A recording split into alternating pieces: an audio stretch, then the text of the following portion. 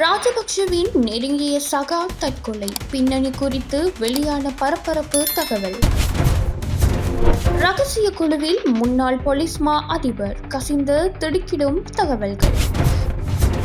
ஜனாதிபதி மற்றும் அரசாங்கத்தின் மீது மக்களுக்கு நம்பிக்கை இல்லையா? வெளியான பரபரப்பு தகவல்.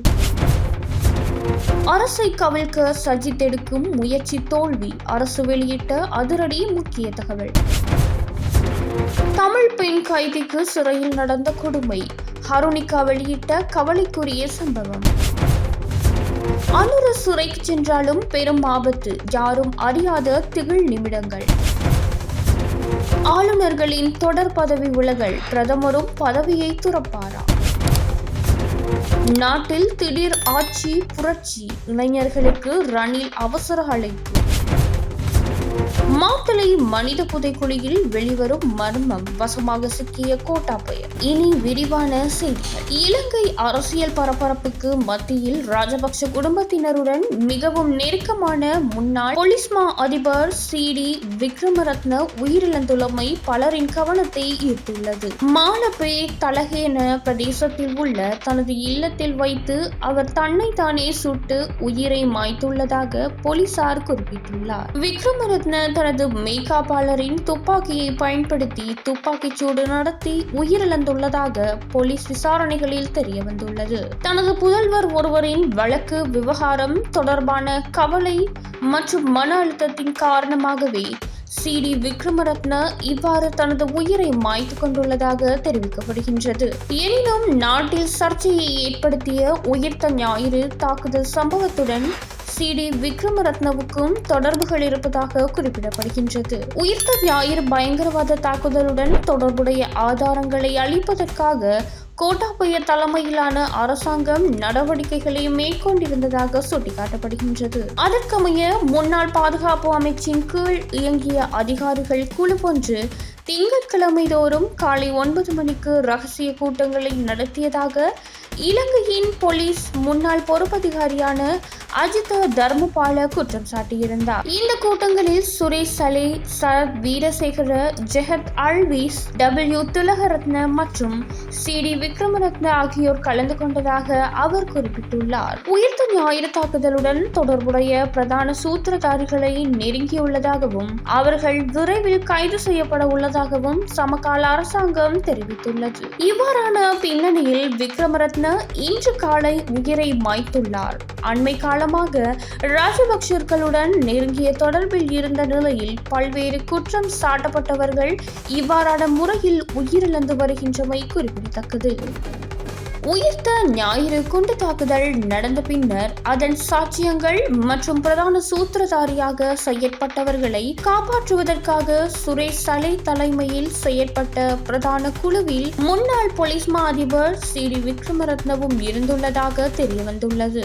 லண்டனில் இருந்து இயங்கும் இலங்கை போலீசாரை அரசியல் அழுத்தங்களில் இருந்து பாதுகாக்கும் சர்வதேச அமைப்பு புலனாய்வு தகவல்களை மேற்கோள் காட்டி இந்த அதிர்ச்சி தகவல்களை வெளியிட்டுள்ளது. அன்றைய பொது பாதுகாப்பு அமைச்சர் சரத் வீரசேகரவின் அமைச்சு கட்டடத்தின் மேல் மாடியில் ஒவ்வொரு திங்கட்கிழமையும் காலை 9 மணிக்கு குறித்த குழு கூடியுள்ளது. அந்த குழுவில் சரத் வீரசேகர, ஜெனரல் ஜெகத் அல்வீஸ், W திலகரத்ன, CD விக்ரமரத்ன, அன்று போலீஸ் மா அதிபர் ஆகியோரே முக்கிய பங்கு வகித்துள்ளனர். இலங்கையின் போலீஸ் மா அதிபர் அன்று குற்றவாளிகளை பிடிக்கும் இடத்தில் இருக்கவில்லை. சீருடையை அணிந்து கொண்டு சரத் வீரசேகர போன்றவர்களுடன் இணைந்து உயிர்த்த ஞாயிறு தாக்குதலின் பெருமளவிலான சாட்சியங்களை அளித்துள்ளார். அதில் முக்கியமானது உயிருள்ள சாட்சியாக இருந்த சாரா ஜஸ்மின் இறந்துவிட்டார் என்று காட்டுவதற்காக 3வது DNA பரிசோதனையை செய்வதற்கு முன்பு 1வது 2வது என்று சிலவற்றை செய்துள்ளார். இந்த கும்பல் நடத்தும் கூட்டத்திற்கு வேறு யாருமே செல்ல முடியாது. அன்றைய தினம் அந்த கூட்டத்திற்கு சுரேஷ் சலே வந்தவுடன் அனைத்து கதவுகளும் முழுமையாக மூடப்படும். இந்த கலந்துரையாடல் முடியும் வரை காமாண்டோக்கள் கொண்டு வந்து நிறுத்தப்படுவார்கள் என்றும் அந்த கலந்துரையாடலில் தான் தீர்மானங்கள் எடுக்கப்பட்டதாகவும் தெரிய வந்துள்ளது. சாரா ஜஸ்மின் இறந்துவிட்டார் என்பதை காட்ட வேண்டும் என்பதுதான் சுரேஷ் சலேயின் தீர்மானமாக இருந்துள்ளது. உயிர்த்த ஞாயிறு தாக்குதல் தொடர்பாக இதுவரையில் முன்வைக்கப்பட்டுள்ள அனைத்து சாட்சியங்களும் வாக்குமூலங்களும் இன்னும் மிக வலுவான உறுதியான சான்றுகளாக இருக்கின்றன. இதனால்தான் சலேயின் மனைவி இப்போது காணாமல் போயுள்ளார். மேஜர் ஜெனரல் ஜஹத் அல்விஸை உடனடியாக கைது செய்ய வேண்டும் என்பதுடன் வெள்ளை வான் கடத்தல்களை செய்துள்ளார். ஜஹத் அல்விஸ் தான் நேரடி உத்தரவுகளை பிறப்பித்துள்ளார். ஜஹத் அல்விஸ் தான் கோட்டாபயவின் தேவைக்கேற்ப போத்தல ஜயந்த போன்றவர்களின் கை கால்களை உடைக்க உத்தரவிட்டார். உயிர்த்த ஞாயிறு தாக்குதலில் எந்தெந்த சாட்சியங்களை அளிப்பது, எந்தெந்த சாட்சியங்களை நாம் புதிதாக கொண்டு வருவது என்று ஒவ்வொரு திங்கட்கிழமையும் திட்டம் தீட்டப்பட்டுள்ளது. தற்போதைய ஜனாதிபதி மற்றும் அரசாங்கத்தின் ஆளுமை திறன் குறித்து பொதுமக்கள் அதிக திருப்தியை வெளிப்படுத்தியுள்ளதாக தெரிவிக்கப்படுகின்றது. இலங்கையின் தற்போதைய அரசியல் மற்றும் பொருளாதார நிலைமை குறித்து மாற்றுக் கொள்கைகளுக்கான நிலையத்தினால் மேற்கொள்ளப்பட்ட ஆய்வில் இந்த விடயம் தெரியவந்துள்ளது. சமூக காட்டி அழகு நடத்திய அண்மைய ஆய்வில் அரசாங்கம் வாழ்க்கை செலவை கட்டுப்படுத்தும் விதம் குறித்து மக்களிடையே கலவையான கருத்துக்கள் காணப்படுகின்றன. இதன்படி 44% தங்களது அதிருப்தியை வெளியிட்டுள்ளனர். குறிப்பாக நகர்ப்புறங்களில் வாழும் மக்களிடையே வாழ்க்கை செலவை கட்டுப்படுத்துவது குறித்த திருப்தி குறைவாகவே காணப்படுகின்றது. பொருளாதார நெருக்கடிகள் நிலவிய போதிலும் ஜனாதிபதி அனுரகுமார திசாநாயக்கவின் செயல்பாடுகள் குறித்து 75.5% மிக உயர்ந்த அளவிலான மக்கள் திருப்தி தெரிவித்துள்ளனர். இதற்கு ஒப்பீட்டளவில் எதிர்க்கட்சி தலைவர் சஜித் பிரேமதாசா மீது 29.4% மக்களே திருப்தி கொண்டுள்ளனர். மேலும் தேசிய மக்கள் சக்தி திறம்பட ஆட்சி நடத்தும் திறன் கொண்டது என 62.8% மக்கள் நம்பிக்கை தெரிவித்துள்ளனர். நாட்டின் மொத்த மக்கள் தொகையில் 64.1% மக்கள் நிறைவேற்று அதிகார ஜனாதிபதி முறையை ஒழிப்பதற்கு ஆதரவு தெரிவிக்கின்றனர். டிட்வா பேரிடர் நிவாரண சேவைகளின் போது அரசாங்கம் செயல்பட்ட விதம் குறித்து 68.6% மக்கள் திருப்தியடைந்துள்ளனர். உயிர்த்த ஞாயிறு தாக்குதலுக்கு பொறுப்பானவர்களை சட்டத்தின் முன் நிறுத்துவதற்கு அரசாங்கம் எடுக்கும் முயற்சிகளுக்கு 51.6% மக்கள் ஆதரவு தெரிவித்துள்ளனர். அத்துடன் மாகாண சபை தேர்தலை நடத்துவது முக்கியமானது என 67% மக்கள் நம்புகின்றனர். பாதாள உலக குழுக்களையும் திட்டமிட்ட குற்றச் செயல்களையும் ஒழிக்கும் நடவடிக்கைகளை அரசு தீவிரமாக முன்னெடுத்து வரும் நிலையில் அதற்கு ஆதரவு வழங்காது எதிர்க்கட்சி தலைவர் சஜித் பிரேமதாச மக்கள் மத்தியில் தவறான கருத்துக்களை பரப்பி கேலி அரசியலில் ஈடுபட்டு வருகின்றார். சுற்றுலாத்துறை பிரதியமைச்சர் ருவான் ரணசிங்க இந்த குற்றச்சாட்டை முன்வைத்துள்ளார். கடந்த காலங்களில் இடம்பெற்ற துப்பாக்கிச்சூடு சம்பவங்கள் தற்செயலானவை அல்ல. அவை திட்டமிட்ட முறையில் பாதாள உலக குழுக்களால் முன்னெடுக்கப்பட்டவை. தற்போது வீதிகளில் துப்பாக்கிச் சூடு நடத்துவது கட்டுப்படுத்தப்பட்டுள்ளது. சட்ட நடவடிக்கை எடுக்கும் போது பாதாள உலக குழுவினர் சிறைக்குள்ளிருந்து சதி திட்டங்களை தீட்டுகின்றனர். சிறைக்குள் துப்பாக்கி பிரயோகம் நடத்தி புலனாய்வு அதிகாரிகளை கொலை செய்வதன் மூலம் அரசின் நடவடிக்கைகளை தடுத்து விடலாம் என அவர்கள் கனவு காண்பதாகவும், ஆனால் அது ஒருபோதும் நடக்காது என்றும் அவர் குறிப்பிட்டுள்ளார். நாட்டின் பாதுகாப்பு சூழல் குறித்த தீவிரமான நடவடிக்கைகளை முன்னெடுக்கும் இந்த வேளையில் எதிர்க்கட்சி தலைவர் பொறுப்பற்ற முறையில் செயற்படுகின்றார். அரசு பதவி விலக வேண்டும் என அவர் கூச்சலிடுவது தங்களின் போதைப்பொருள் வலையமைப்புகள் மற்றும் பாதாள உலக குழுக்களுடனான தொடர்புகள், லஞ்சம், கொலைகள் தொடர்பான உண்மைகள் வெளிவரும் போது தங்களை தாங்களே காப்பாற்றிக் கொள்வதற்கான முயற்சியாகும். தங்களின் திருட்டை மறைக்கவே அவர் இவ்வாறு செயற்படுகின்றார். நாட்டு வரலாற்றிலேயே மிக அதிகமான மக்கள் ஆணையை நாம் பெற்றுள்ளோம். பொதுமக்கள் எப்போதும் நாங்கள் செய்தது போதும் என்று சொல்கின்றார்களோ அன்றுதான் நாங்கள் பதவியிலிருந்து விலகுவோம். அதை விடுத்து எதிர்க்கட்சியினரின் தூண்டுதல்களுக்காக அரசு வீட்டுக்கு போக தயாரில்லை என்றும் அவர் குறிப்பிட்டுள்ளார். மாகாண ஆளுநர்கள் தொடர்ச்சியாக பதவி விலகி வரும் சூழலில் தற்போதைய பிரதமரும் தனது பதவியில் இருந்து விலகுவாரோ என்ற சந்தேகம் மக்கள் மத்தியில் எழுந்துள்ளதாக ஜனசெத பெரமுன கட்சியின் தலைவர் பத்திரமுல்ல சீலரத்ன தேரர் தெரிவித்துள்ளார். மத்திய மாகாண ஆளுநர் தனது பதவியில் இருந்து விலகியமைக்கு செய்தமைக்கு சில தரப்பினரின் அழுத்தங்களே காரணம் என சந்தேகிப்பதாகவும் அவர் குறிப்பிட்டுள்ளார். அரசில் உள்ளவர்கள் அனைவரும் பதவிகளில் இருந்து விலகி நாட்டை விட்டு வெளியேறுவதற்கு வழிவகுக்க வேண்டும் என்றும் வலியுறுத்தினார். மேலும் அடுத்தடுத்து நியமிக்கப்படும் ஆளுநர்கள் எத்தனை நாள்கள் பதவியில் நீட்டிப்பார்கள் என்பது கேள்விக்குறியானது என்றும் அவர் சுட்டிக்காட்டியுள்ளார். தங்களுக்கு இன்னும் அதிகாரம் வழங்கப்படவில்லை என்று கிராமங்களுக்கு சென்று கூறி வருவது அரசு மீதான நம்பிக்கையை சிதைக்கின்றது. அரசுக்கு முழு அதிகாரமும் இருக்கும் போது அதிகாரம் இல்லை என்று கூறுவது பொய்யானது என்றும் அவர் சுட்டிக்காட்டியுள்ளார். அதன்படி தற்போதுள்ளவர்கள் போதைப் பொருள்களை உட்கொண்டு விட்டு மேடைகளில் பேசுகின்றார்களா என்று கேட்க தோன்றுகின்றது. இவர்களின் இத்தகைய பேச்சுக்கள் ஜனாதிபதியின் கௌரவத்துக்கு பெரும் களங்கத்தை ஏற்படுத்துவதாகவும் பத்திரமுல்ல சீலரத்ன தேரர் தெரிவித்துள்ளார். தங்கள் தலைமுறையினர் செய்ய வேண்டிய அனைத்தையும் செய்து முடித்து விட்டதாக முன்னாள் ஜனாதிபதி ரணில் விக்ரமசிங்க தெரிவித்துள்ளார். எனவே தற்போதைய புதிய தலைமுறையினரின் சிந்தனைகளையும் தேவைகளையும் அவர்களே நன்கு அறிவார்கள் என்றும் அவர் சுட்டிக்காட்டியுள்ளார். புதிய உலகை வழிநடத்த இளைஞர்கள் பயமின்றி முன்வந்து தலைமைத்துவத்தை பொறுப்பேற்க வேண்டும் என்றும் அவர் வலியுறுத்தியுள்ளார். அவ்வாறு முன்வரும் இளைஞர்களுக்கு முழுமையான ஆலோசனைகளையும் உதவிகளையும் வழங்குவதற்கு தான் தயாராக இருப்பதாகவும் ரணில் உறுதியளித்தார். முன்னாள் ஜனாதிபதி J.R. ஜெயவர்தன தனது காலத்தில் இளம் தலைவர்களுக்கு எவ்வாறு வாய்ப்பளித்தாரோ அதேபோல் தற்போதைய இளைஞர்களும் தங்களுக்கு தேவையான எதிர்காலத்தை தாங்களே வடிவமைக்க வேண்டும் என்றும் முன்னாள் ஜனாதிபதி ரணில் விக்ரமசிங்க அழைப்பு விடுத்துள்ளார்.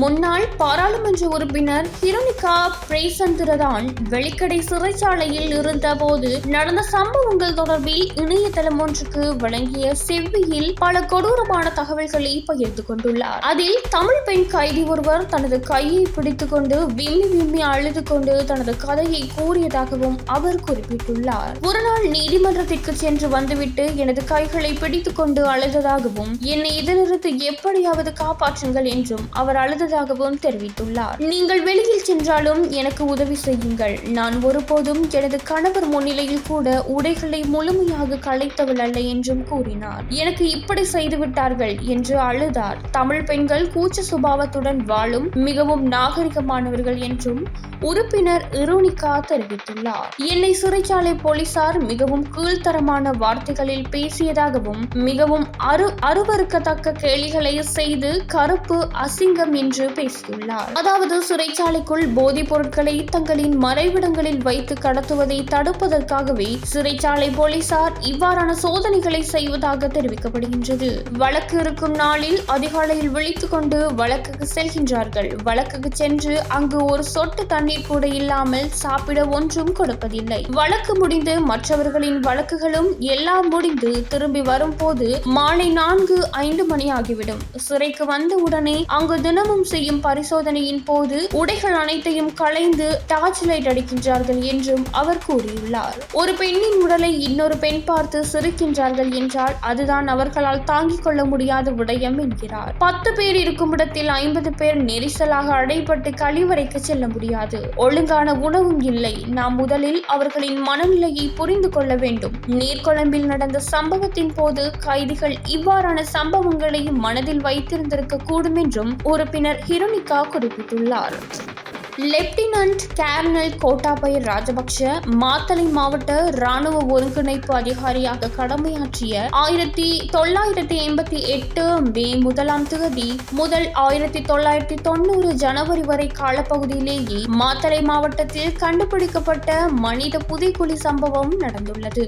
அவர் கஜபா படையணியின் 1வது படைப்பிரிவின் கட்டளை அதிகாரியாக கடமையாற்றியுள்ளார். அந்த காலத்தில் பாதுகாப்பு சம்பந்தமான அனைத்து பொறுப்புகளும் இராணுவ ஒருங்கிணைப்பு அதிகாரிக்கு வழங்கப்பட்டுள்ளதாகவும் தெரியவந்துள்ளது. இந்த மனித புதைக்குழி கண்டுபிடிக்கப்பட்ட இடத்திலேயே அன்று இராணுவ முகாம் இருந்துள்ளதாக நீதிமன்றத்திற்கும் தெரிவிக்கப்பட்டுள்ளது. இந்த சம்பவத்துடன் கோட்டாபய ராஜபக்ஷ சம்பந்தப்பட்டுள்ளதாக சந்தேகம் வலுத்துள்ளதாகவும் தெரியவந்துள்ளது. 2012ஆம் ஆண்டு நவம்பர் மாதம் மாத்தளை மாவட்டத்தில் நிலையம் ஒன்றை அமைப்பதற்காக நிலத்தை தோண்டிய போதே இந்த மனித புதைக்குழி கண்டுபிடிக்கப்பட்டது. அதன் பின்னர் பேராசிரியர் ராஜ் சோமதேவ மற்றும் சட்ட வைத்திய அதிகாரி அஜித் ஜெயசேன ஆகியோர் விசாரணை நடத்தி ஒரு சிறப்பு அறிக்கை ஒன்றை வெளியிட்டனர். அதன் பின்னர் அன்றைய ராஜபக்ஷ அரசாங்கம் இது குறித்து ஒரு ஆணைக்குழுவை நியமித்தது. அந்த ஆணைக்குழுவின் அறிக்கையில் இந்த எச்சங்கள் 1950க்கு முந்தையவை என்று கூறப்பட்டது.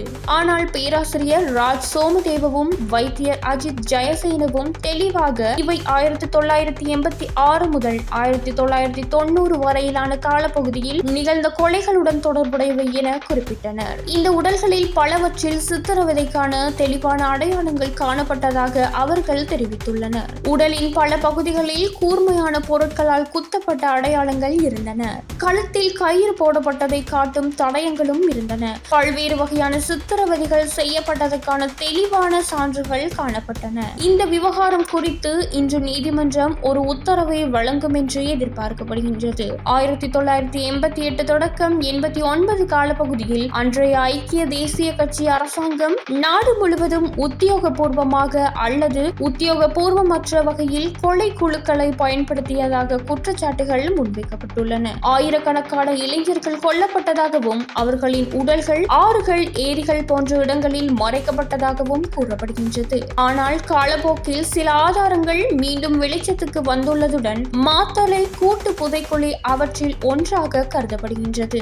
இந்த நிலையில் காணாமல் போனவர்களின் உறவினர்கள் பல ஆண்டுகளாக நீதிக்காக மாத்தளை நீதிமன்றத்திற்கும் பல்வேறு அதிகாரிகளிடமும் முறையிட்டு வருகின்றனர். இருப்பினும் இதுவரை அவர்களுக்கு நீதி கிடைக்கவில்லை. அண்மையில் சட்டத்தரணி ஹிமாலி குலரத்ன மாத்தளை மனித புதைக்குழி தொடர்பான வழக்கில் நீதிமன்றத்தில் ஒரு மனுவை தாக்கல் செய்தார். அந்த மனுவில் சுமார் 155 எலும்புக்கூடுகள் மீட்கப்பட்டுள்ள நிலையில் அது தொடர்பான விசாரணைகளை மீண்டும் ஆரம்பிக்க குற்றப்புலனாய்வு திணைக்களத்திற்கு உத்தரவிட வேண்டும் என்று கோரப்பட்டுள்ளது.